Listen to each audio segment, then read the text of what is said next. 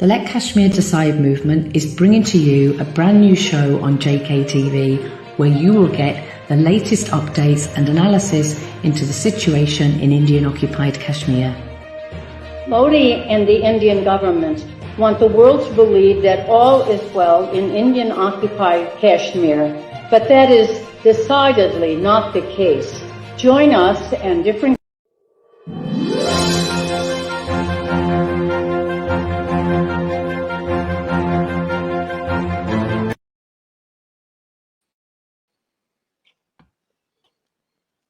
Good evening. Welcome to From Let Kashmir Decide. Thank you for joining us here tonight.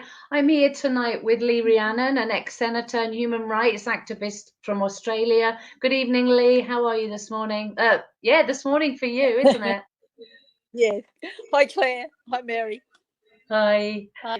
And we're here with Mary Scully, a human rights activist and political writer from the United States of America. How are you this evening, Mary, or afternoon for you? I'm good. Good. Thank you. And I'm Claire Bidwell, a primary school teacher and human rights activist from Scotland.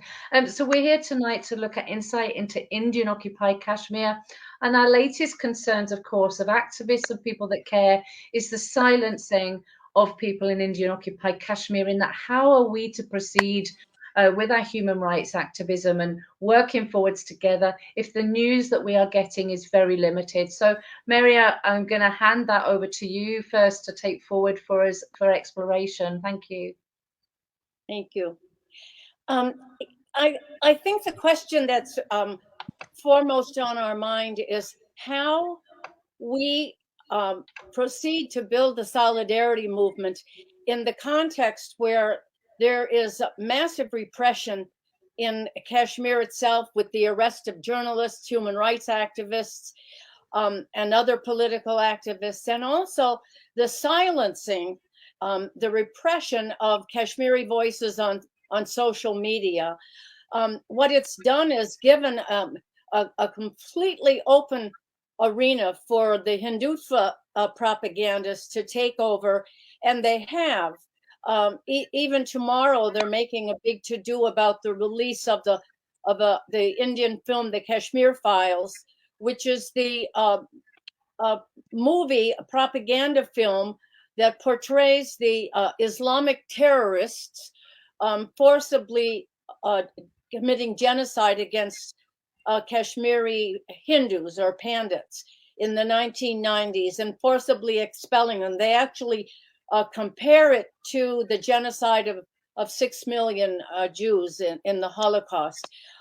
It's way over the top, but they're riding high because there are no Kashmiri voices who are able to answer that because of the repression and the silencing. So how do we, without access to information, without being blocked from communication with activists in Kashmir, we aren't able to even communicate with them. As the Let Kashmir Decide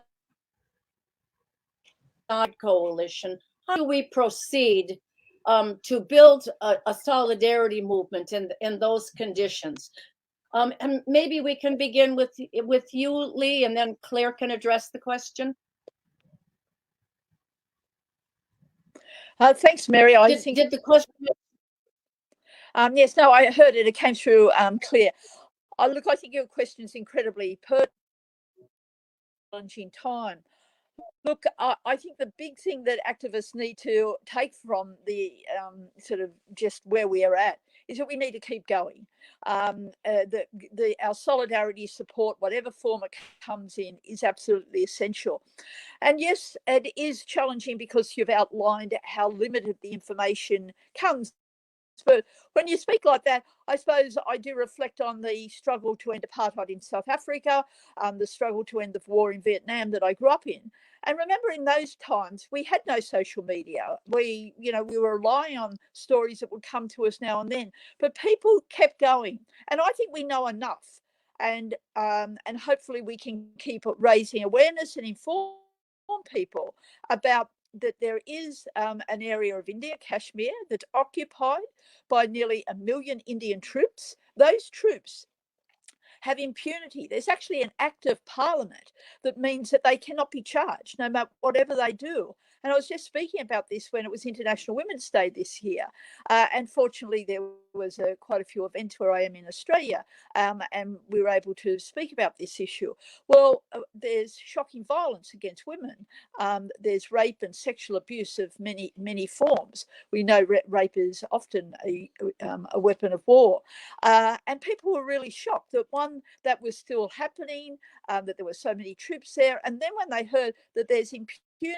So yes, we're not getting as much up-to-date information as we desperately need, but we already have decades of documented abuse that's gone on, and we know the shocking laws and how in 2019 changed the constitution.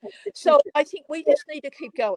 We need to keep raising awareness and really trying to win people over, more people over, to speaking in solidarity and speaking publicly, if they're public figures, speaking in their parliaments, their unions, at their faith groups.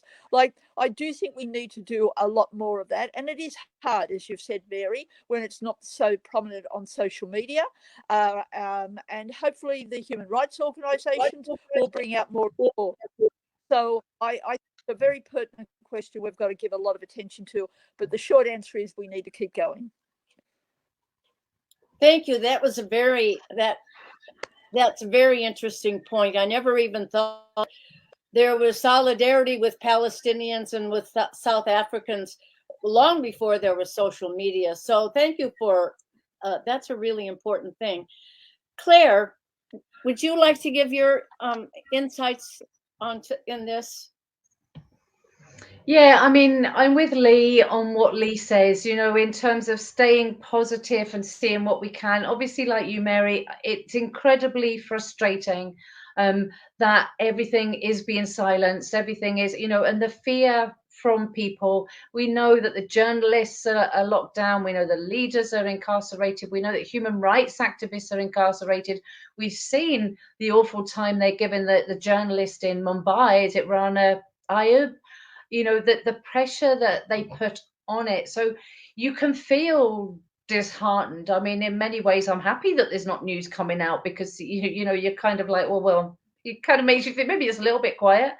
But you know, I think it was a journalist, wasn't there, released earlier. He'd only been out, and then he was put straight back in jail again. So that's then very concerning. But I think, as Lee said, you know, it's very easy then to just think it's all being lost. You know, we don't know what he's doing, but it's then the opportunities. So, for example, in the UK, you know, we have just managed to get secured a petition to send in human rights envoys into Indian occupied Kashmir, which is a tool that can be used to raise awareness. It can be a tool that can bridge unity. It's a discussion point. And it gives courage. It's something that's there. I know that Amnesty International is shortly to begin a similar campaign. So I think, you know, building with what Lee says, we need to build the alliances. We do need to build the networks, the connection, the communication between all the groups and make that stronger, because every now and then I will hear of a new group who wants to focus on, you know, boycotts. And our conversation will go something like, I'll say, but you, at the moment, yes, we can do it individually. Yes, you could share, but we don't have the support of enough people, I believe, at the moment to make the sanctions work. So it's the raising of the awareness of the people, the more we can raise to bring to the cause, that would then give figures to the sanction. I think, as we've said before, the same way that we saw with apartheid in South Africa and the uprising of the anti-apartheid movement, in which we saw arts, you know, music. I think for the UK, and, you know, obviously we follow this everywhere, what would be brilliant and what we're exploring here is like big, gentle Kashmir ethnic events, cultural music, you know, a tribute to the Kashmiris, and with food and people, and the people organize it, you know, the Kashmiris organize it, and then we can invite along people, the politicians. And it's this, I think, the connecting through the people and the organizations is perhaps the way forward. Just building on, as Lee says, yes, we just keep going and reaching to the people, and things can change overnight. Look how quickly Russia went into Ukraine, and then the Ukrainians were out on the street within a few days. They weren't organized, no flags. Most of them had no microphones, and it was the Palestinian activists and the Kashmiri activists that were there with them. Borrow our equipment. We'll stand beside you. So again, the solidarity with other movements, and we've discussed it before. It's that thing, I personally, I don't see color, I don't see race, I don't see religion, I just see human beings. And within this, that is frustrating because of the, some people have perceived this, if it's this way or it's that way. And so as a human being, that's frustrating. That just wants to build the unity between us all, the dialogue and the discussion. And I think solidarity, people coming together, is probably more important now than it ever has been. So yeah, unity, togetherness, belief, keep going. Yeah, very well said. Do you want to add anything to that, Lee? Do you want to add anything? Can't hear you.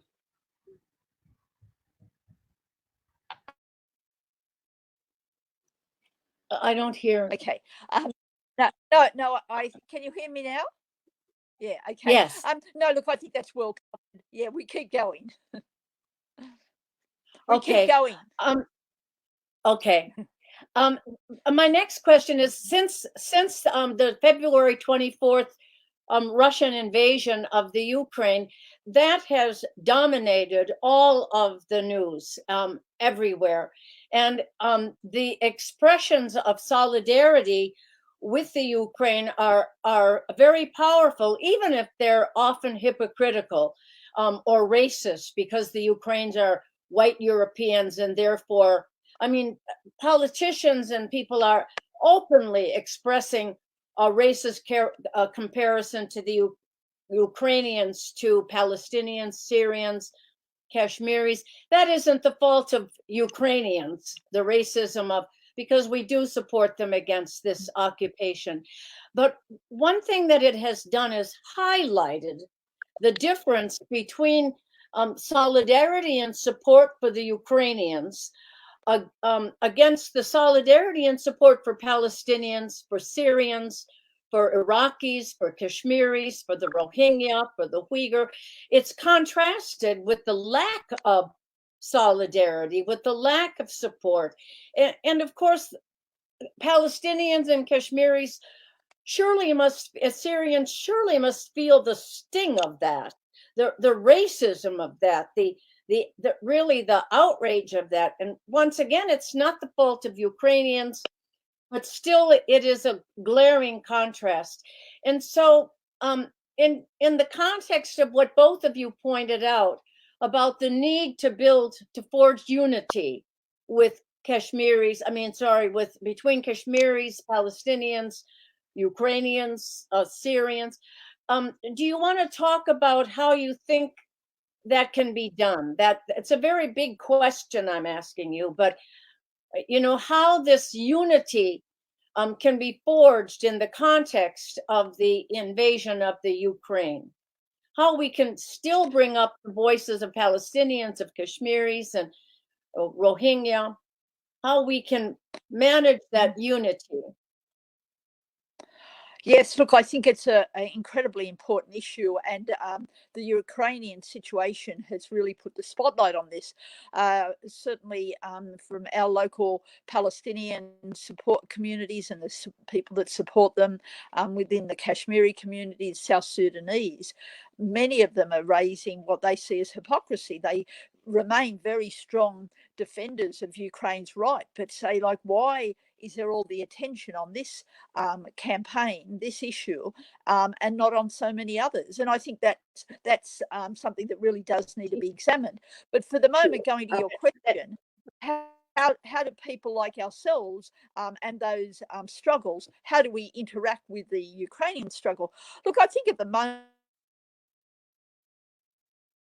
for Palestinians to be there with their flags, the Tamils, the South Sudanese, the Kashmiris, just being there, giving support, being together. Interestingly, I just heard yesterday here we have a politician in our state parliament who's actually going for federal parliament, and hope he gets there, David Shoebridge. He's actually going to put on an event in parliament where he's inviting all these different representatives of different communities, and obviously the Ukrainians, like, you know, that they need to have a voice as well as Ukraine, because at the moment the difference is just quite extraordinary. So I think that's the immediate answer, that we just need to be at each other's events, supporting each other, which is a challenge for these people. So many of them, like in Australia, they are often refugees, they're struggling with jobs, they've got kids to look after, they live a long way from the centre of the city, and so turning up at all these different rallies and events and forums is a lot to ask. But I think Ukraine has sort of lifted the public profile on doing such things, and I think we've just got to do our best. I think in the long run, I think it's worth really having, and I imagine there's people writing about it. Why is there the difference? Like, I just do have to say something about Israel. Israel has been very, very critical of Russia, and the Prime Minister has said that he'll try and work out a negotiated settlement, etc. I don't know where that's going. But meanwhile, they're taking refugees from Ukraine, and people are saying, yes, it's important that we help the refugees. Where are they putting them in Israel? They're putting them on Palestinian land, on occupied Palestinian land. And many of them aren't Jewish people either. But they're using these people. So they're using Ukrainian people who have suffered enormously in the war, who probably think they're going to a wonderful new life. And they're being used on the front line. So these sorts of things that are going on need to be also exposed, because it adds a complexity to other struggles, in this case, the Palestinian struggle.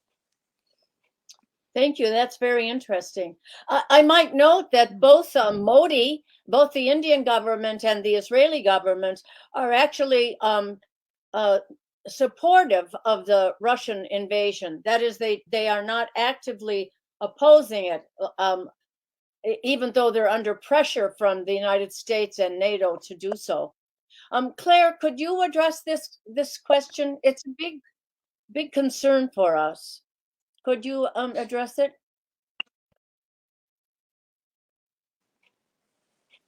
Can't hear you. Can't hear you.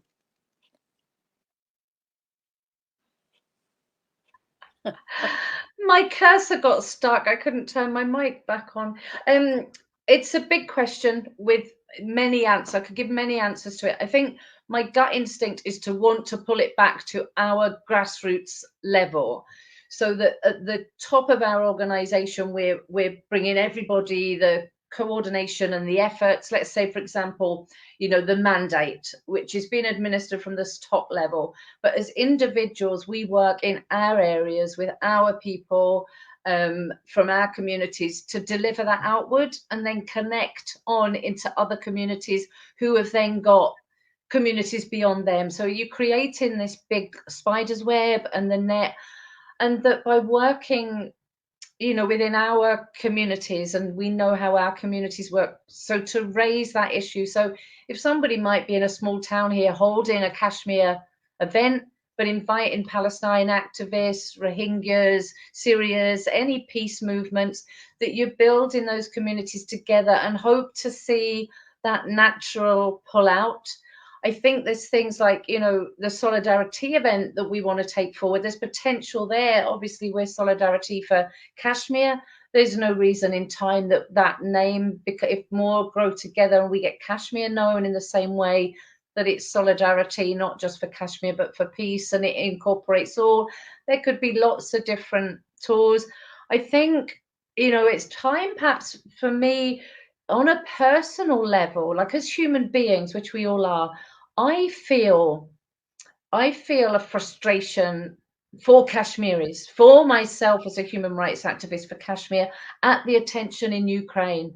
When I first came to activism, I would feel that a lot of people, and it's the way to make you feel in society, that you are crazy for standing up for human rights. And there's also an element where people, well, you're standing up for terrorists. And so for me at the time, you're just following your heart, what's an injustice, and you're putting it across. And there was that element from my friends and family or people that didn't know me. This was a surprise that I was stepping forward. And you're made to feel a little bit, it's not, oh, wow, great, wonderful, you, apart from a couple of people, the rest think you're just crazy, and they don't understand it. And then what I've witnessed in the last 2 weeks, and I stand with Ukraine, I stand with all the oppressed, but I've witnessed the whole community come together with their foods, with their blankets, with their hate for Russia and their unity for Ukraine. And I just want to say, hello, excuse me, what about Kashmir?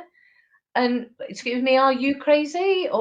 And there's a big, so I feel intense emotions inside of me, the sense of injustice that this suffering's been going on, for 74 years. I just think of Kashmir, 74 years. But then for IOK, on the 5th of August 2019, when 7,000 soldiers were sent in, the internet and all communications were ceased, Kashmiri leaders were locked up, they revoked a right, it's illegal, against international conventions. These aren't, not a clue, not a thing. The mental trauma on the people out with the country, the mental trauma on the inside, they can't escape. They can't go anywhere. They're shut in like Palestine in terms of a prison. They can't even have the beauty of refugees. And the narrative, as you said, the narrative is massive, which links us back. So we've got a big fight, against this. So lots to overcome. But again, Ukraine is throwing up human rights issues. Ukraine is people saying, we don't want this again. We don't want to go back to the past. There's thousands on the streets in Russia. So there's a big drive for humanity, for human rights. And a friend of mine the other day did comment to me, I am seeing, she said, lots of comments that they're saying this about Ukraine, but there are other wars going on in the world and they're not being listened to. So there is an awareness coming through our media with this, so that, as much as there's the frustration, there is also the positivity. Glasgow are organising a big event every Friday, last Friday of the month, for the climate and for the oppressed. So they're looking for anybody to come and join that. Climate activists, Palestinian activists, Kashmiri activists, peace activists, come with your flags, come with your voice, come with your banners on the street. They'll be able to talk to one another as activists. Equally, people around them will see the activism, and I think it will draw more people towards them. So movements like that, if people get off their bottoms and off the keyboards, could have huge impact as well. But again, that's another issue. Where are the people coming out on the street? That's a little bit quiet as well. So throws it back to you, Mary, in terms of we know what should be done and what we can do and what we're trying to do. Yes. It's hard to proceed when we're not seeing it as big as we'd like to, or as much of the news coming out. I think that both of you pointed this out. The contrast is being made by many activists, not just Palestinians and Kashmiris and Rohingya, but many people. Is like, what about us?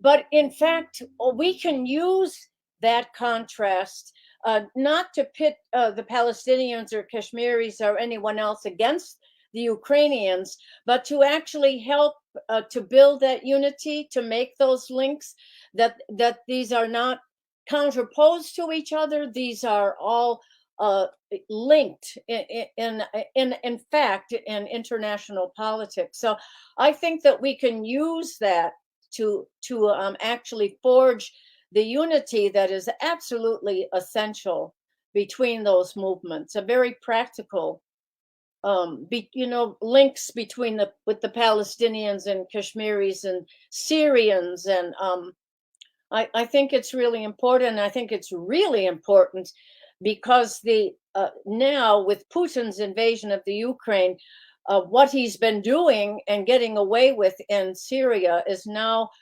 being highlighted and less confusing for most people anyway, not the hardcore Assad supporters.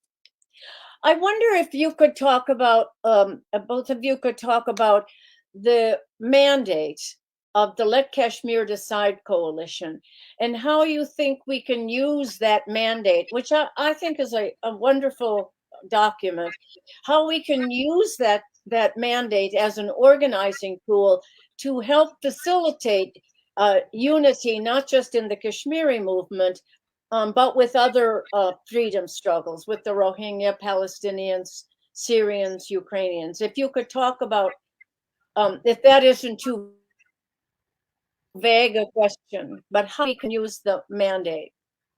Lee, do you want to start?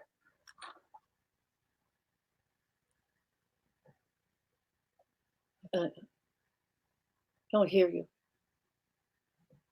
We're not picking you up, Lee. Okay. Look, thank you for the question, Mary. It goes back to, I think, where we started is about where got for a puppy dog. Sorry, I can just hear a lot of so I've muted him, Mary. Sorry. So real life, it's good. So look, the key word I take from your question, Mary, is organising tool. The mandate sets out why Kashmiris should be allowed to decide their future, which I think most people can relate to. I think how we need to use it, and I think we have done this, but it's a good time to sort of re-energise this work, is by using it as a way to have discussions about Kashmir, because so few people know what's happened and what is happening there. And that there is a struggle on, not that dissimilar from what's happening in Ukraine. So, to my mind, it is an organising tool. It's a way to have discussions, and hopefully, people will sign on to the mandate. They'll get their organisation, their faith group, their union to sign on to it. But in the first instance, it's a way to start those discussions about what is happening in Kashmir.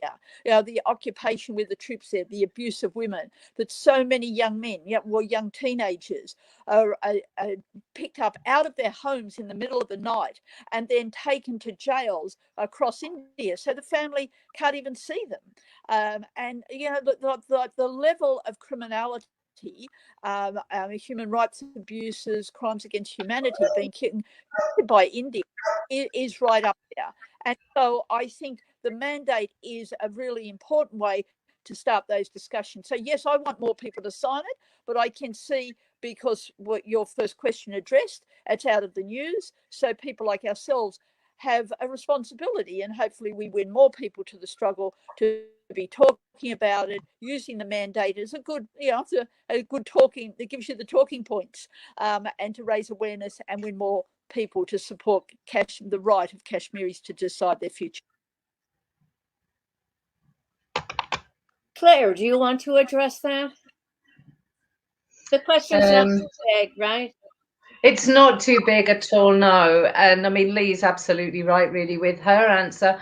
I mean, I think I'm the one we talked about with the access to. So we do have two really big, one a human rights organization and one a political group that have signed up to it, which literally means with those there, we've got thousands, in one case. So we're up, if you look at the big groups, 5,000, 10,000 more on that score. Individually, there are like 80 individuals. So we're looking around at the moment, and in the whole big scheme of the world, you're kind of like, okay, at the moment, we can only manage to gather the support of 80 people or, in two organizations. But, the encouraging is that people have supported that. And I think there's a problem within the Kashmiri conflict itself, which I know we've explored before, where we look at the political divides, the divide and rule, this feeling of not trusting other people. And so I think, as Lee says, with the dialogue of our mandate, we still also need to keep pointing out how important it is that this is a uniting message. This is for humanity. It's not inflicting any ideology on anybody. And it's not about taking ownership away from anybody else. It's just that, and then any group, if they set out a mandate, you get more support then for the work you do and the ideas. So every signature, every support for it would just be for Kashmiris, would just be a louder voice, a more supporting voice. So I think it is going to have to be a case of, we've tried the whole global, we've got this mandate, the launch, but it's probably, going to have to come back to the activist level. Every Kashmiri activist, take this mandate as your own. Share it with your friends, talk to your family, take it to your organization, take it along to Palestine, take it along to Syria, and get the support for it that way, and hope the more it spreads, the next person will grab it and go with it and go with it. And that we can then gives us the opportunity to launch it if it's got thousands behind it, and we get it up to 100,000, because we only need a couple more big world organizations, and then the numbers behind you are massive. And if you have a big, the launch, as Leah talked about doing, we've had the soft launch, then we can have the big launch. And with the numbers, the people there, the members of parliament, the important people, and that would gather support for it. So I think we're just continually chipping away with the different, we've got this, and ourselves saying, right, today I'm going to focus on getting in touch with Amnesty, and I'm going to see if I can get their name supporting our mandate. And that you follow that challenge and see who you meet, what you come along, and then at least you know that you've tried. But if you've got somebody somewhere saying, yeah, we'll put our name to that mandate, then it becomes bigger and bigger and bigger. So I think it's that how we need to take it forward, keep raising awareness of it, because I am also aware, how many people are we talking to? What's in the Kashmiri circle? What's in the social media circle? We know it's not in our mainstream media. So we don't actually have a very good record of how many people are we talking to? How many are we reaching with our mandate? It might feel, because of the people we're talking to and we're involved with, we're reaching a lot of people, where in reality, you talk to people on the street. I was in Glasgow last week, and you've got people they don't not even heard of Kashmir. Yeah. And when you see those many people, you can feel a bit, deflated, because on the screen. So we just have to keep, back to Lee's message at the beginning, as you asked, Mary, we have to keep going. We just have to keep sharing that message. We just have to keep sending it to people and asking people to do the same. Every activist anywhere, whoever they are, they can all do the same. And it's a tool. It is a processing tool. It can, as much what happens in the process as the end result, can gather support. So that's my take on that one. Thank you. It's a good question, Mary. Thank you. There's a because of the arrest of Khurram Parvez, of Fahad Shah, and other journalists, Sajjad Gul, because of the arrest of these people, several others, one of the things, part of the mandate, is the defense of political prisoners, of all Kashmiri political prisoners, and I think that one of the ways that we can use that mandate is to try to reach out to other Kashmiri organizations, other Kashmiri activists, and work with them on the defense of these political prisoners. I think that there's not enough unity themselves among the Kashmiri supporters, and I think that that's one way we can help to use that mandate to actually coordinate these campaigns and not work separately from each other, because it's a huge thing that Khurram Parvez is still in Tahar prison in Delhi. He's still sitting there, or that Asif Sultan is in jail, or all of these political prisoners, Yasin, all of these political prisoners, and we're not coordinating their defense. And I think it's probably the impulse of the spirit of the mandate, of the Let Kashmir Decide mandate, is to try to forge unity around those campaigns. Could you comment on that, Lee? I mean, I see all sorts of things for Khurram Parvez on social media, but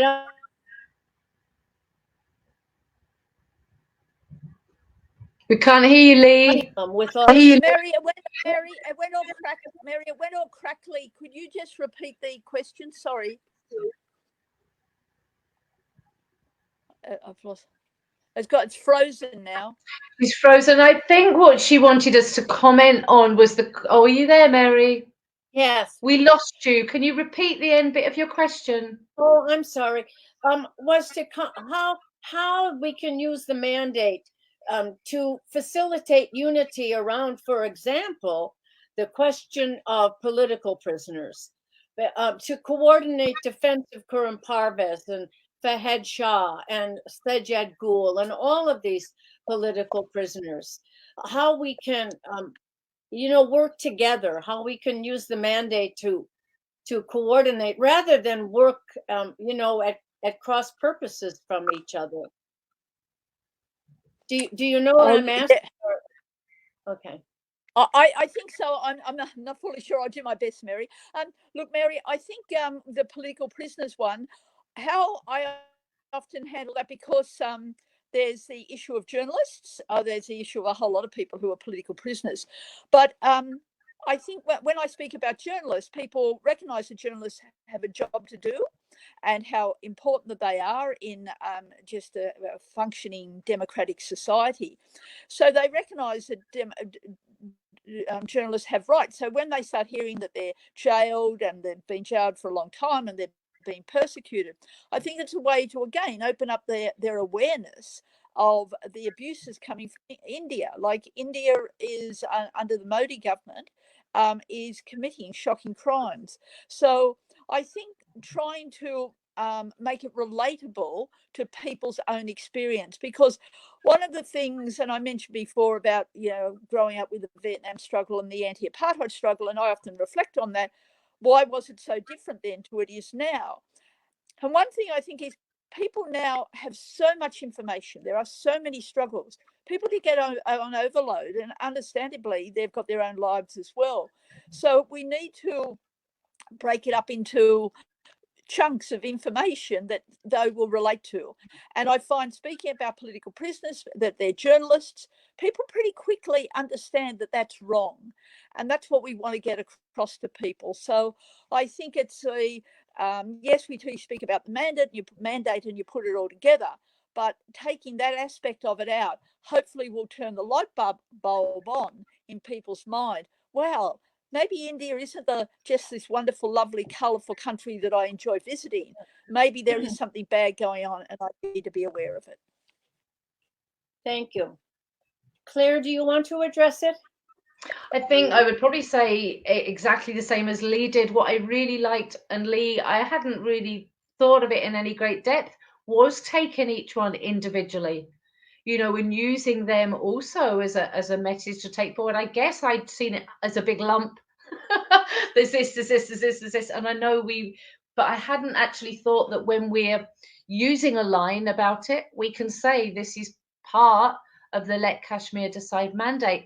I find it frustrating because there are Jammu and Kashmir groups, charities, whether they are political or mostly, and they have direct access to the United Nations, and they do their research and they do their work and they submit it. And it's like, have contacts with these people, but I know very little about what they're actually doing and what their actual feedback is.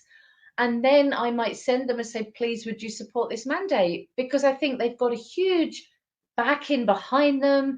They're doing all that human rights work. And I either get no response, and that is a question that needs answering, because this is not about, this is ours and we want as many signatures as we can and we want more than you and this is about humanity, and we want to work with them. We want to support. If I knew what they were doing, we've got evidence in a different way. We've got massive evidence, stored away of the human, of people's comments, their evidence, people out of the mouths of the citizens. It's like, as a school teacher, I know some of the best evidence you can get is you go in the classroom and you ask the children, instead of looking at the walls and their work, what are you learning? What are you doing? What's happening? That is where you will get all your answers.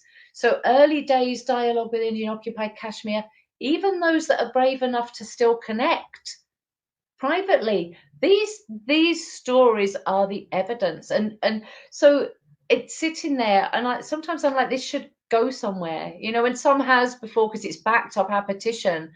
It's massive. And if there was somebody that had access to the United Nations, and I could find out, well, can this be submitted officially? So I do feel there's a lot of disjointedness. And then it's frustrating because you're trying to connect on an equal level. There's no competitive. All you want is people to get on and to have a nice life. So, there's scope for it to be uniting, and would love for it to be discussion. And I've asked a few times, can somebody please tell us? And if there's anybody listening there now, please tell us why you would not support the mandate. What stops you putting your name on it? Because I would love to know the answer to that, because that's the only way we can solve it, by knowing what the problem is. So, exactly what Lee said, with those few differentiations on that, it allows us that tool for the dialogue of different scenarios. Very interesting. I've learned a lot from both of you.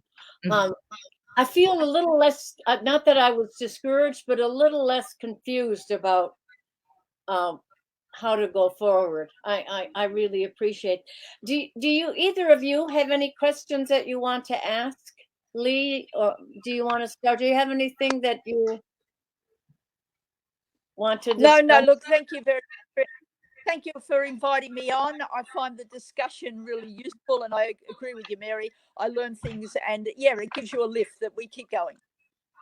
Thank you. Claire, do you have anything to add? I think, Mary, the only thing I wanted to bring up, and it's only because it's happened tonight, and it's a friend, and it's a supporter, and I'm concerned, and I'm worried, and there's a lot of it I don't understand.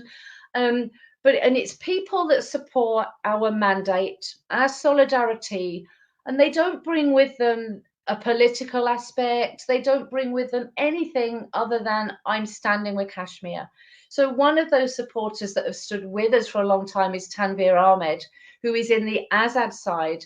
And his message is usually, he stands for good governance. So it's within Azad, and his belief is that the governments could give more strength to the people in Azad Kashmir. So his work is based around gaining that support for them. So he's been at Kotli Chowk, I can't remember how many days he was on, 65. Initially, he was standing for a man who'd lost his home, that had lived there as a refugee back from the 40s, over basically like money, I don't know what they call them, landlords type of thing, where they were trying to buy the land off him because they could sell it elsewhere. And then he ended up imprisoned. So Tanvir had stood for that, and then was at this the Chowk. And so they were looking at governments. Well, today he's been arrested and he's in jail. And as I say, I don't, need to understand and find out more about it. But I was watching this and listening to this as somebody having his internal fight in Azad Kashmir to be heard. And my feeling at the moment is, well, where's the freedom of voice? Where's the civil liberties if somebody's speaking up? So I just wanted to air that as human beings, how we get to be heard, how we get to be trusted and listened to and communicate. And that's on many different levels. So we know on Facebook, I don't know how many accounts I've lost, 4 or 5. So I could just as equally say, where's my freedom of voice? Where's my civil liberties? And they joke about it being put in Facebook jail. But I'm not literally being put in jail for. So there's a lot that I find upsetting, confusing. And, sometimes I think we've got such a long way to go. But at least we're saying something, and we're doing something, and we're having the dialogue. And that's what it's about. That's the only other thing I wanted to air. And any Kashmiris out there, Indian occupied Kashmir, to stay brave, stay strong, keep raising their voices in ways that they can, but obviously look after themselves, because we need to hear as well. So I think that's it, Mary. Thank you so much. Great questions, and advocacy as to where we go and what we do. So thank you. do you have anything that you would like to finish off with? I don't know.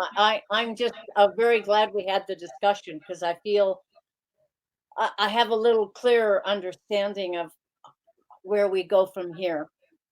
Thank you both. Yeah, no, fantastic. Well, Lee, thank you so much for joining us tonight. It's been a pleasure. If you have time, can you wait there just a moment till the music's finished playing, and we'll have a quick chat before you go off for your day. And Mary, if you could stay there as well, that'd be awesome. So everybody, thank you so much for joining us tonight. If you have any comments yourself, leave them in the comments below. Mary, Lee, or myself will come back to them and ask them. You know, we're all on this journey together for humanity, for Kashmiris. We're looking for the solutions, and we need your ideas. We need your suggestions. How are we going to come beyond the Kashmiri diaspora? How are we going to be heard by the West and the Western people, and use the same, I guess, attention that we're seeing, you know, the travesty of justice that is Ukraine, and the impact that is then having on everyone. So thank you for listening, and I better pull the music up because I'm not on the right page. And Mary and I will be back here with you in about a fortnight, again discussing, you know, with the latest developments in Indian occupied Kashmir. So thank you. Good night, Mary. Good night, Lee. Thank you.